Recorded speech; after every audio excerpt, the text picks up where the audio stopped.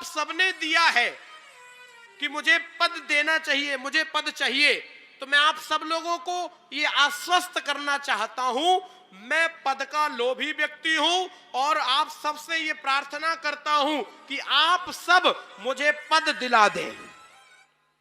सारी सभा स्तब्ध हो गई। भरत जी पद के लोभी हैं, भरत जी को पद चाहिए। आहा हा हा, सारी सभा में आवाज गूंजना ही बंद हो गई, कोई बोल नहीं रहा। भरत जी पद के लोभी हैं, भरत जी को पद चाहिए। एक ही पल में बात बदल गई। भरत जी ने तुरंत दूसरी बात कहना शुरू कर दिया, बोले राम के चरण पद कोई दिला दे, मुझे तो अयोध्या का राज्य पद नहीं चाहिए, क्योंकि उनके अयोध्या का राज्य पद ये नासवान का पद है और राम जी का चरण पद वो भगवान का पद है। और जब किसी को महाराज भगवान का चरण पद मिलेगा, वो नासवान का पद क्यों लेगा, हमें नहीं चाहिए।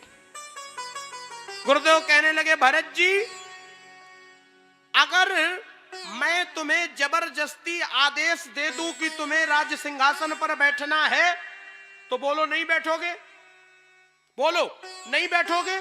अगर मैं तुम्हें आदेश दे दूं कि तुम्हें अयोध्या का राज्य सिंहासन पर बैठना है तो बोलो नहीं बैठोगे।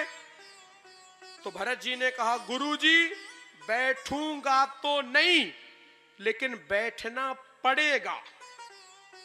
पड़ेगा मतलब बोले आप हमें बैठा लेंगे तो मुझे मजबूरी में बैठना तो पड़ेगा, लेकिन गुरुजी एक बात सुन लीजिए, जैसे ही मैं इस राजगद्दी पर बैठूंगा वैसे ही ये धरती रसातल को चली जाएगी, धरती रसातल को चली जाएगी। मोहि बरियाही राज देहु जबही, रसा रसातल जाये तबही।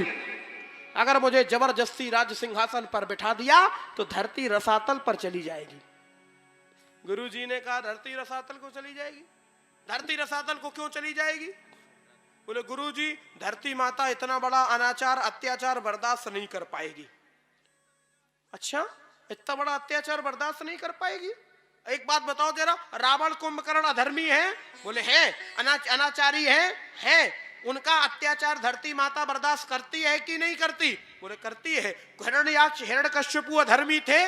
बोले थे। उनका अधर्म धरती माता ने बर्दाश्त किया कि नहीं किया? बोलो किया। बोले जब रावण कुंभकर्ण हिरण्याक्ष हिरण्यकश्यपु के बैठने से ये धरती माता रसातल को नहीं गई, तो भरत जैसा महात्मा अगर राजगद्दी पर बैठ जाएगा तो ये धरती माता रसातल को कैसे चली जाएगी? मैं ये तर्क खारिज करता हूं, तर्क खारिज। भरत जी कहने लगे, गुरुदेव रावण कुंभकर्ण अधर्मी हैं, हिरण्याक्ष हिरण्यकश्यपु अधर्मी हैं, उनके अनाचार को धरती माता बर्दाश्त करती है, वो रसातल को नहीं जाती है। लेकिन गुरुजी एक बात बताऊं क्या, जिस दिन रावण कुंभकर्ण का काम, हिरण्याक्ष हिरण्यकश्यपु का काम राम का भैया करने लगेगा, उस दिन ये धरती विश्वास किस पर करेगी? उस दिन तो ये चली ही जाएगी।